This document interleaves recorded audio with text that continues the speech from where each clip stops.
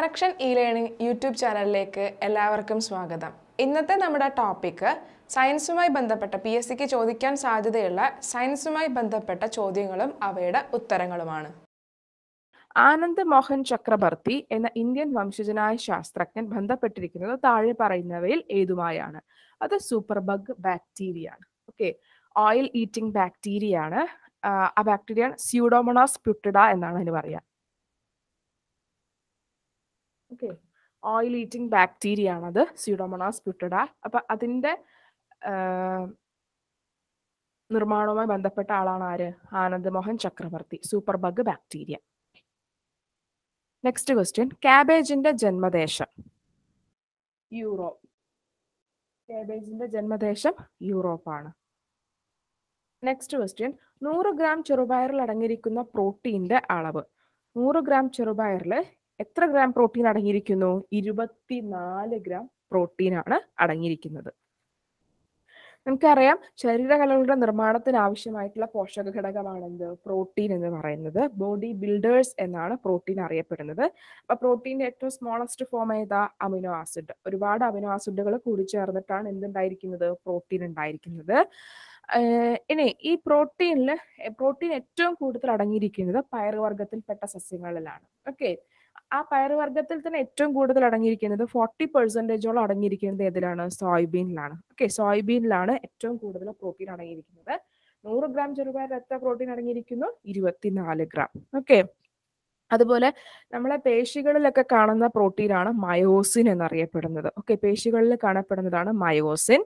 അതുപോലെ ആനിമൽ വേൾഡിൽ, ജന്തുലോകത്ത് ഏറ്റവും കൂടുതൽ കാണപ്പെടുന്ന പ്രോട്ടീനാണ് ഇത്? കൊളാജൻ. ജന്തുലോകത്ത് ഏറ്റവും കൂടുതൽ കാണപ്പെടുന്ന പ്രോട്ടീൻ കൊളാജൻ. അതുപോലെ കൊമ്പ്, നഖം, മുടി എന്നിവയിലൊക്കെ അടങ്ങിയിരിക്കുന്നത് കെരാറ്റിൻ ആണ്. Okay, keratin. കോഴിമുട്ടയുടെ വെള്ളയിൽ അടങ്ങിയിരിക്കുന്ന പ്രോട്ടീൻ ആണ് ഏത്? ഒവാൽബുമിൻ. ഓക്കെ, കോഴിമുട്ടയുടെ വെള്ളയിൽ അടങ്ങിയിരിക്കുന്നത് എന്ത് പ്രോട്ടീനാണ്? ഒവാൽബുമിൻ. പാലിൽ അടങ്ങിയിരിക്കുന്ന പ്രോട്ടീൻ ഏതാണ്? കെസീൻ. പാലിൽ അടങ്ങിയിരിക്കുന്ന പ്രോട്ടീൻ ഏതാണ്? കെസീൻ. നെക്സ്റ്റ് ക്വസ്റ്റ്യൻ, മനുഷ്യരിൽ സാധാരണയായി പല്ല് മുളയ്ക്കാൻ തുടങ്ങുന്ന പ്രായം? അത് 6 മാസമാണ്. സാധാരണയായി മുളയ്ക്കുന്ന ഫസ്റ്റ് പല്ല്, അതിനെ പാൽപ്പല്ലുകൾ എന്നാ പറയുക. ജനിച്ച ശേഷം ആദ്യമായിട്ട് ഉണ്ടാകുന്ന പല്ലുകൾ ഏതാണ്? പാൽപ്പല്ലുകളാണ്. അത് 20 എണ്ണായിരിക്കും ഉണ്ടായിരിക്കുക. 6-ാം മാസത്തിൽ എന്ത് ചെയ്യും? അത് ഉണ്ടാവുന്നത് സ്റ്റാർട്ട് ചെയ്യും. ഓക്കെ, അപ്പൊ അതൊരു 7 മുതൽ 12 വയസ്സ് വരെയൊക്കെ ആകുമ്പോഴത്തേക്ക് എന്ത് ചെയ്യും? ഈ പാൽപ്പല്ലുകൾ അങ്ങ് കൊഴിഞ്ഞു പോകും. പിന്നീട് ഉണ്ടാവുന്നതാണ് എന്ത്? സ്ഥിരദന്തങ്ങൾ അഥവാ പെർമനന്റ് ടീത്ത് എന്ന് പറയുന്നത്. അത് എത്ര എണ്ണം ഉണ്ടായിരിക്കും? 32. സ്ഥിരദന്തങ്ങളുടെ എണ്ണം എത്രയാണ്? 32. പിന്നെ മനുഷ്യരിൽ 4 തരത്തിലുള്ള പല്ലുകളാണുള്ളത്. ഉളിപ്പല്ല്, കോമ്പല്ല്, അഗ്രചർവണകം, ചർവണകം. ഇരപിടിയൻ സസ്യങ്ങൾക്ക് ഉദാഹരണം അല്ലാത്തത് ഏത്? ഇരപിടിയൻ സസ്യങ്ങൾ അഥവാ ഇൻസെക്ടിവോറസ് പ്ലാന്റ്സ്. അതിന് ഉദാഹരണം അല്ലാത്തത് മോണോട്രോപ്പയാണ്. മോണോട്രോപ്പ എന്ന് പറയുന്നത് ശവോപജീവിയാണ്. ശവോപജീവി അല്ലെങ്കിൽ എന്ത് പറയും? സാപ്രോഫൈറ്റ്സ്. ഓക്കെ, സാപ്രോഫൈറ്റ്സ് എന്ന് പറഞ്ഞാൽ എന്താണ്? ഡെഡ് ആൻഡ് ഡീക്കേയിങ് ഓർഗാനിക് മാറ്ററിൽ ചത്തതും ചീഞ്ഞതുമായിട്ടുള്ള ഭക്ഷണത്തിൽ നിന്ന് അല്ലെങ്കിൽ അങ്ങനത്തെ അതിൽ നിന്ന് ഭക്ഷണം ആഗിരണം ചെയ്ത് ജീവിക്കുന്നവരാണ് ആര്? സാപ്രോഫൈറ്റ്സ് എന്ന് പറയുന്നത്. Okay, dead and decaying organic മാറ്ററിൽ ഫുഡ് അബ്സോർബ് ചെയ്ത് ജീവിക്കുന്നവരാണ് ആര്? സാപ്രോഫൈറ്റ്സ് അഥവാ ശവോപജീവി എന്ന് പറയുന്നത്. അതിനൊരു ഉദാഹരണമായിട്ട് വരുന്ന ഒരു സസ്യമാണ് ഇത്? മോണോട്രോപ്പ എന്ന് പറയുന്നത്. മറ്റ് ബാക്ടീരിയയും ഫംഗസും, എല്ലാ ബാക്ടീരിയയും എല്ലാ ഫംഗസും അല്ല, ചില ബാക്ടീരിയയും ചില ഫംഗസും എന്താണ്? ഈ സാപ്രോഫൈറ്റ്സിൽ വരുന്നതാണ്. ഓക്കെ, ബാക്കി nepenthes, sundew, Venus fly trap ഇതൊക്കെ എന്താണ്? ഇരപിഡിയൻ സസ്യങ്ങൾക്ക് ഉദാഹരണമാണ്. നെക്സ്റ്റ് ക്വസ്റ്റ്യൻ, പ്രകാശ സംശ്ലേഷണ ഫലമായി ഓക്സിജൻ ഉണ്ടാകുന്നു എന്ന് തെളിയിച്ച ശാസ്ത്രജ്ഞൻ? നമുക്കറിയാം, സസ്യങ്ങളുടെ ഫുഡ് ഉണ്ടാക്കാൻ വേണ്ടിയിട്ടുള്ളൊരു പ്രോസസ്സാണ് എന്ത്? ഫോട്ടോസിന്തസിസ് അഥവാ പ്രകാശ സംശ്ലേഷണം. അപ്പൊ അവര് എന്തുപയോഗിക്കും? കാർബൺ ഡൈ ഓക്സൈഡ് ഉള്ളിലേക്ക് എടുത്തിട്ട് അതിന്റെ ബൈ പ്രൊഡക്റ്റ് ആയിട്ട് ഓക്സിജൻ ആണ് പുറത്തേക്ക് വിടുന്നത് ഡ്യൂറിങ് ഫോട്ടോസിന്തസിസ്. ഓക്കെ, സോ ആ പ്രോസസ്സിൽ എന്താ സംഭവിക്കുന്നത്? ഓക്സിജൻ പുറത്തേക്ക് വിടുന്നുണ്ട് എന്ന് തെളിയിച്ച ശാസ്ത്രജ്ഞനാണ് ആര്? Joseph Priestley. Okay, Joseph Priestley ആണ് during photosynthesis plants produce oxygen as a by product. Okay, എന്ന് കണ്ടെത്തിയതാരാണ്? Joseph Priestley. ഇതില് അതുപോലെ മെൽവിൻ കാൽവിൻ അദ്ദേഹമാണ് പ്രകാശ സംശ്ലേഷണത്തില് ഡാർക്ക് റിയാക്ഷൻ അഥവാ ഇരുണ്ട ഘട്ടം കണ്ടെത്തിയത്. ഡാർക്ക് റിയാക്ഷൻ അഥവാ ഇരുണ്ട ഘട്ടം കണ്ടെത്തിയതാരാണ്? Melvin Calvin. നെക്സ്റ്റ് ക്വസ്റ്റ്യൻ, ഷഡ്പദങ്ങളുടെ വിസർജനാവയവം ഏതെന്ന് തിരിച്ചറിയുക. ഓക്കെ, ഇൻസെക്ട്സിന്റെ വിസർജനാവയവം എന്ന് പറയുന്നത് ഏതാണ്? അത് മാൽപീജിയൻ നളികയായിരിക്കും. മാൽപീജിയൻ നളികകളാണ്. അതിൽ മണ്ടേണ്ടതാണ് ഇത് നെഫ്രീഡിയ എന്ന് പറയുന്നത്. ഹയർ ഓർഗാനിസത്തിന്റെ കേസിൽ വരുന്നതാണ് വൃക്കകള്. സങ്കോചഫേനം എന്ന് പറയുന്നത് ലോവർ ഓർഗാനിസംസ് ആയിട്ടുള്ള ഈ അമീബ, പാരമീസിയം, അതിന്റെയൊക്കെ കേസിൽ വരുന്നതാണ് എന്ത്? സങ്കോചഫേനം അഥവാ കോൺട്രാക്ടൈൽ വാക്യൂം. നെക്സ്റ്റ് ക്വസ്റ്റ്യൻ, ഗാഢമായ ഉച്ഛ്വാസത്തിന് ശേഷം ശക്തിയായി നിശ്വസിക്കുമ്പോൾ പരമാവധി പുറന്തള്ളാൻ കഴിയുന്ന വായുവിന്റെ അളവാണ്? അതാണ് എന്ത്? വൈറ്റൽ കപ്പാസിറ്റി എന്ന് പറയുന്നത്. ഓക്കെ, വൈറ്റൽ കപ്പാസിറ്റി, അതായത് നമ്മൾ ശക്തമായ ഉച്ഛ്വാസം നടത്തിയ ശേഷം പുറത്തേക്ക് വിടാൻ കഴിയുന്ന വായുവിന്റെ ഏറ്റവും കൂടുതലുള്ള അളവാണ് എന്ത്? വൈറ്റൽ കപ്പാസിറ്റി, അഥവാ അതിനെ ജൈവക്ഷമത എന്നും പറയും. ഓക്കെ, അതാണ് വൈറ്റൽ കപ്പാസിറ്റി അഥവാ ജൈവക്ഷമത. ടൈഡൽ വോളിയം എന്ന് പറയുന്നത്, ടൈഡൽ വ്യാപ്തം എന്ന് പറയുന്നത് നമ്മൾ സാധാരണ ഉച്ഛ്വാസത്തിലൂടെ ഉള്ളിലേക്ക് എടുക്കുക, നിശ്വാസത്തിലൂടെ പുറന്തള്ളുക.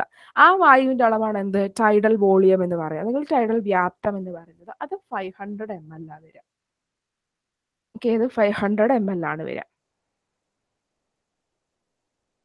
പിന്നെ ഈ ശ്വാസകോശത്തിനെ ബാധിക്കുന്ന രോഗങ്ങളാണ് ഏതൊക്കെ? Bronchitis, pneumonia, emphysema, silicosis, asthma, അതുപോലെ ലങ് ക്യാൻസർ, സാർസ്. ഓക്കെ, ഇതൊക്കെ ശ്വാസകോശത്തിനെ ബാധിക്കുന്ന അസുഖങ്ങളാണ്. നെക്സ്റ്റ് ക്വസ്റ്റ്യൻ, തന്നിരിക്കുന്നവയിൽ സ്റ്റിറോയിഡ് വിറ്റാമിൻ ഏതാണ്?